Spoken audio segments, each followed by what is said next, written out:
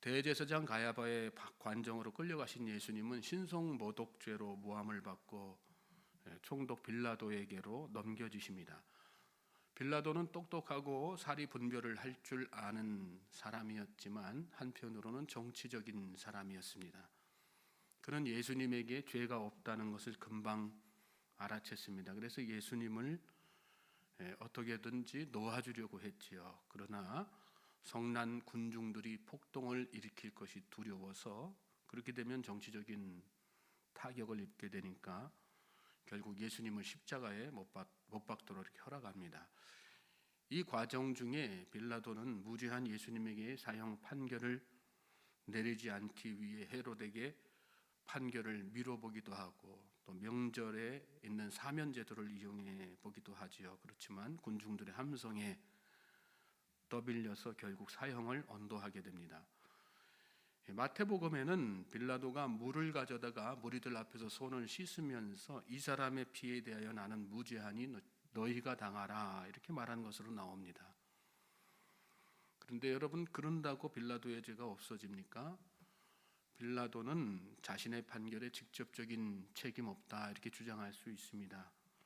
나는 끝까지 예수님을 놓아주려고 했다고, 나는 해볼 만큼 해봤지만 어쩔 수 없었다고 이렇게 핑계할 수 있어요. 그러나 하나님은 그를 죄 없다 하지 않으십니다.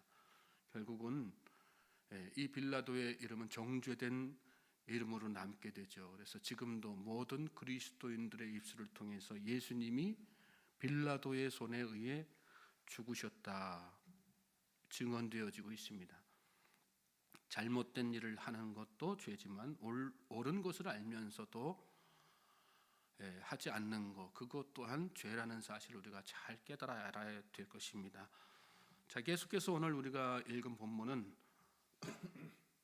그러한 과정을 거쳐서 빌라도의 법정에서 사형이 확정된 예수님이 곧바로 로마 병정들에게 매를 맞고 또 골고다로 끌려가 십자가에 달리셔서 운명하시기 직전까지 있었던 일들을 기록한 말씀입니다. 이 말씀에서 우리는 예수님이 왜 십자가를 지셔야 됐는지를 다시 한번 확인할 수가 있지요. 그리고 더불어서 그 은혜를 입고 구원받아 하나님의 백성된 우리가 어떤 것을 목적하며 세상을 살아야 하는지를 깨닫게 됩니다. 먼저 27절을 보시면 예수님이 십자가를 지고 골고다를 향하시는데 한 무리의 여자들이 슬프게 울면서 예수님의 뒤를 따르는 장면이 이렇게 소개가 되죠. 이 여인들은 예수님의 모친인 마리아와 막달라 마리아를 포함해서 평소 예수님을 따르던 그런 믿음의 여인들이었습니다. 온몸이 만신창이가 되어서 피를 흘리면서 제대로 걷지도 못하는 예수님, 십자가를 지기도 어려우신 그런 상태였지 않습니까? 그래서 구레네 시몬이 대신 그 십자가를 지게 하는 장면이 앞에 나오지 않습니까? 슬피 울었다 그랬는데, 슬피 우는에 해당하는 헬라어 에드레누는 사랑하는 사람의 시신 앞에서 애도하고 오열하는 모습을 표현할 때 사용하는 단어입니다. 그러니까 가족의 죽음을 경험한 분들은 어떤 상황인지, 어떤 심정이신지 이해가 가실 겁니다. 이 여인들은 곧 있으면 죽게 될 예수님을 생각하면서 가슴을 치고 그렇게 오열한 것입니다. 그런데 예수님은 그런 여인들을 보면서 울고 있는, 오열하고 있는 여인들 보면서 뭐라고 말씀하십니까? 28절에 예수께서 돌이켜 그들을 향하여 이르시되 예루살렘의 딸들아 나를 위하여 울지 말고 너희와 너희 자녀를 위하여 울라. 내가 아니라 너희와 너희 자녀들을 위해서 그렇게 가슴을 치며 울어라, 그 말씀입니다. 왜 그래야지 되는가? 또 뒤에 말씀하시죠. 임박한 환난이 있기 때문에, 그 고통이 너무나도 중하기 때문에 그거 생각하면서 29절에 보면 보라 날이 이르면 이렇게 말씀하셨는데, 여러분, 환난의 날이 있습니다. 예수님은 환난의 날에 고통당할 사람들을 위해서 그들 생각하면서 세상에 오셨고 또 십자가를 지신 것이죠. 여러분, 환난의 날을 감상적으로 생각하고 넘어가서는 안 됩니다. 사람들이 견딜 만한 성경 속 이야기에 전해 내려오는 그런 상황이 아닙니다. 보라 날이 이르면 사람이 말하기를 잉태하지 못한 이와 해산하지 못한 배와 먹이지 못한 젖이 복이 있다 하리라. 그때의 사람이 산들을 대하여 우리 위에 무너지라 하며 작은 산들을 대하여 우리를 덮으라 하리라. 태어나지 않은 것이 부러울 정도의 고통의 순간, 그 날이 온다는 거죠. 차라리 죽는 것이 나을 것 같겠다. 산들을 대하여 우리 위에 무너지라. 최근에 튀르키예나 이런 지진 이런 데 보면 산사태, 지진으로 인해서 사람들이 막 죽고 그랬지 않습니까? 우리나라도 산사태 같은 거, 장마철에 산사태 그런 걸로 인명 피해가 나고 그러는데 차라리 그렇게 죽는 게 낫겠다 하는 생각이 저절로 떠오를 정도의 고통의 순간, 그 고통의 날이 온다는 것입니다. 푸른 나무에도 이같이 하거든 마른 나무에는 어떻게 되리요 하시니라. 푸른 나무는 죄 없으신 예수님을 상징하는 것입니다. 그리고 마른 나무는 영적으로 무지하고 어리석은 이스라엘 백성들을 상징하는 것이죠. 죄 없으신 예수님, 푸른 나무에도 이같이 하거든. 이 얘기는 뭐예요? 죄 없으신 예수님, 하나님의 아들이신 예수님도 이렇게 온몸에 만신창이가 되고 십자가 그 모진 고통을 다 당하셨는데 하물며 회개하지 않는 어리석은 또 완악한 백성들은 어떻게 되겠느냐, 그 말씀이에요. 이렇게 비유적으로 말씀하시는 게 고통의 날, 환난의 날이 얼마나 견디기 어려운 그런 고통이고 환난의 날인지에 대해서 이렇게 말씀해 주신 거예요. 그거 생각하면서 자신들을 위해서, 그들을 위해서 가슴치며 애통하는 마음 가져야 된다, 그 말씀이죠. 예수님은 이렇게 환난 날에 고통당할 자들을 위해서 십자가를 치신 것입니다. 자, 그 뒤에 이어지는 말씀에 또 보시면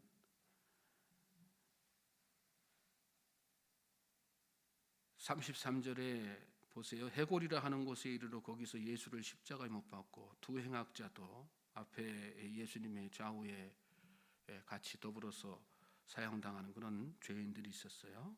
두 행악자도 그렇게 하니 하나는 우편에 하나는 좌편에 있더라. 34절에 보면 이에 예수께서 이르시되 아버지 저들을 사하여 주옵소서 자기들이 아는 것을 알지 못함이니이다. 이 누구를 향해서 하시는 말씀이고 누구를 위해서 기도하시는 내용이에요. 예수님을 십자가에 못 박는 이스라엘 백성들, 영적으로 무지한 상태에서 하나님이 보내신 메시아를 알아보지 못하고 완악한 모습으로 예수님을 못 박아라 소리치는 그 수많은 유대인들 이야기하는 거죠. 또 대제사장 서기관들, 더불어서 예수님을 조롱하는 로마 병정들까지도 다 이렇게 포함해서 하시는 말씀이죠. 그 뒤에 그러한 로마 병정들과 관리들에 대한 내용이 나와요. 그들이 그의 옷을 나눠 제비 뽑을세. 백성은 서서 구경하는데 관리들은 비웃어 저가 남을 구원하였으니 만일 하나님이 대가신 자 그리스도이면 자신도 구원할지어다. 관리들이 앞장서 가지고 예수님을 조롱하고 그랬어요. 그리고 군인들도 희롱했죠. 신포도주를 주면서 내가 만일 유대인의 왕이면 내가 너를 구원하라. 그렇게 예수님이 십자가에 달리시는 과정에 일조했던 그런 모든 사람들 위해서 예수님 뭐라고 기도하셨어요? 아버지 저들을 사하여 주옵소서 자기들이 하는 것을 알지 못함이니이다. 죄가 죄인 줄 알지 못하는 그 사람들, 죄가 죄인 줄도 영적으로 다 어두워져서 죄가 죄인 줄도 모르고 사는 그 수많은 사람들 위해서 예수님이 십자가에 지신 거죠. 39절 이하에는 그 예수님의 좌우편에 있던 그 두 강도 행악자들이라고 나오죠. 그 행악자들에 대한 장면이 나옵니다. 둘이 달렸는데 하나는 예수님을 비방하죠. 내가 그리스도가 아니냐, 너와 우리를 구원하라. 그런데 그 반대편에 있던 행악자는 그 사람을 도리어 꾸짖어요. 그러면서 40절에 보면 내가 동일한 정죄를 받고서도 하나님을 두려워하지 않느냐. 우리는 우리가 행한 일에 상당한 보응을 받는 것이니 이에 당연하거니와 이 사람이 행한 것은 옳지 않은 것이 없느니라 하고 그랬어요. 그리고 42절에 뭐라고 예수님께 말씀드려요? 이르되 예수여 당신의 나라에 임하실 때에 나를 기억하소서 하니. 그러니까 예수님께서 내가 진실로 내게 이르노니 오늘 내가 나와 함께 낙원에 있으리라. 뭘 말씀하는 걸까요? 예수님은 그래요. 세상에서 이렇게 십자가를 지고 십자가형을 당할 만한 죄인이라면 얼마나 큰 행악자겠어요.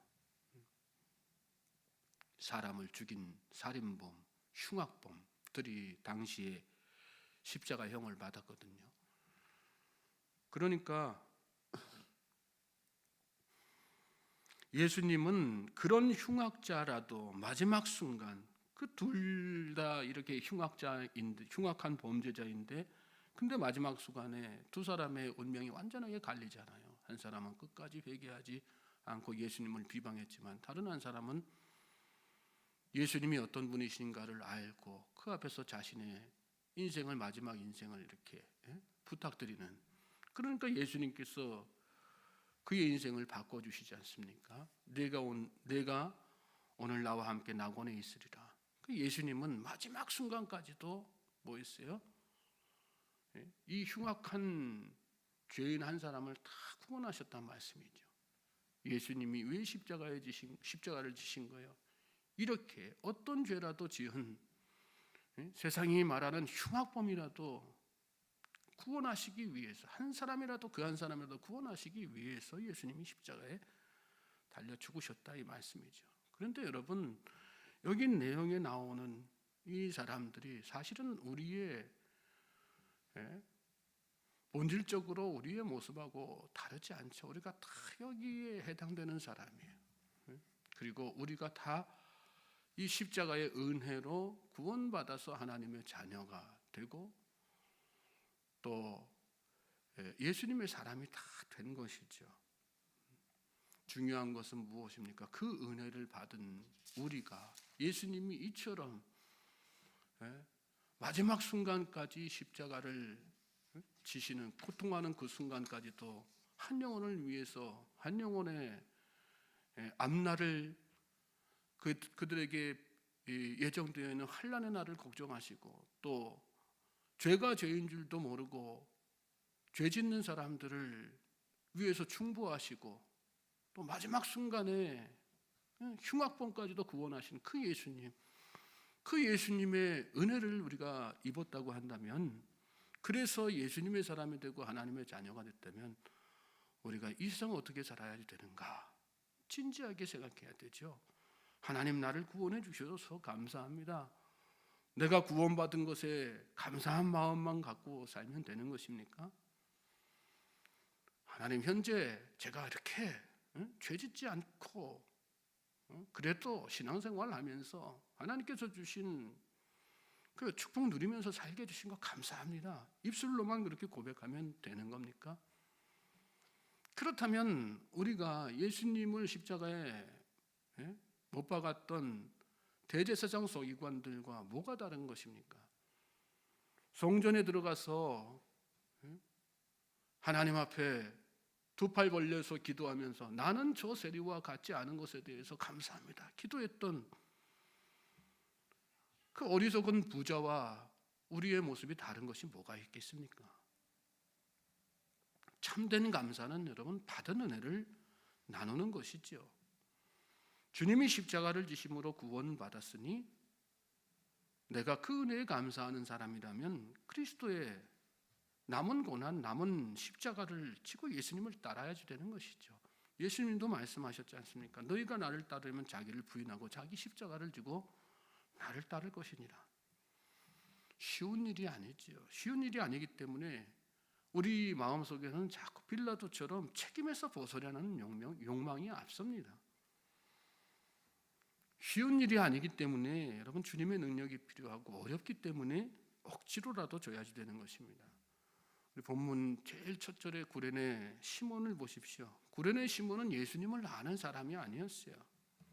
예루살렘에 그저 다니러 왔다가 로마 병정에게 붙들렸어요. 저기 십자가를 사람들이 몰려있고 누군가가 막 십자가를 지고 골고다 언덕 가는데 언덕으로 올라가는 것 같은데 무슨 일인가 하고 끼웃끼웃하다가 그만 로마 병정의 눈에 띄게 된 거예요. 그 붙들려가지고 억지로 예수님 대신에 예수님이 도저히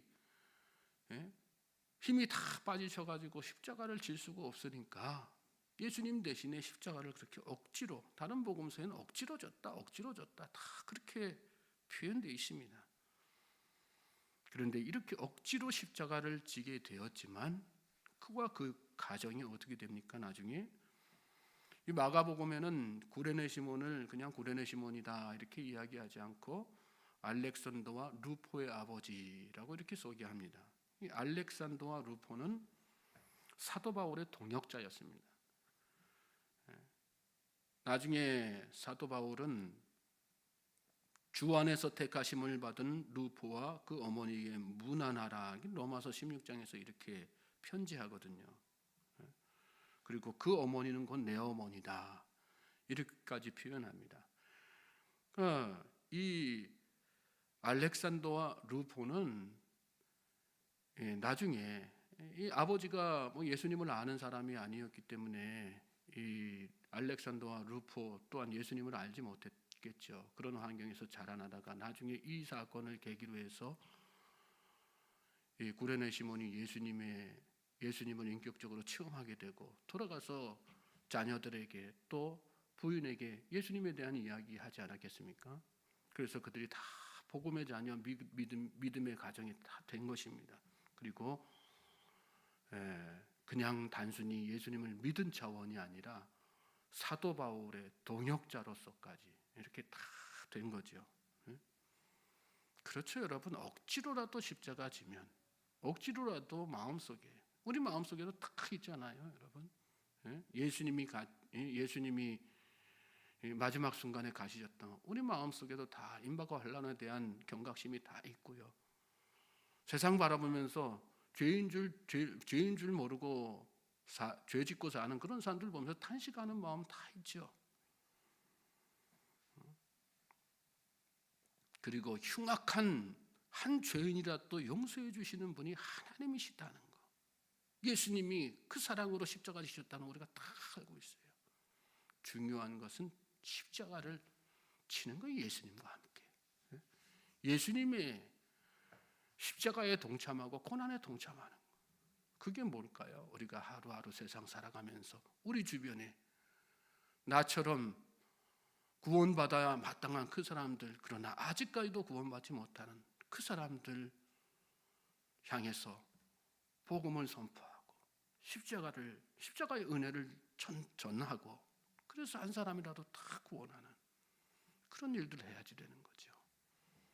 억지로라도 십자가 지면, 억지로라도 마음속에만 품고 지내는 것이 아니라 억지로라도 그것을 꺼내서 증거하고 증언하고 선포하면 주님께서 그 선포의 말씀을 통해서 그를 한 영혼을 구원하시는 건 주님 몫이죠.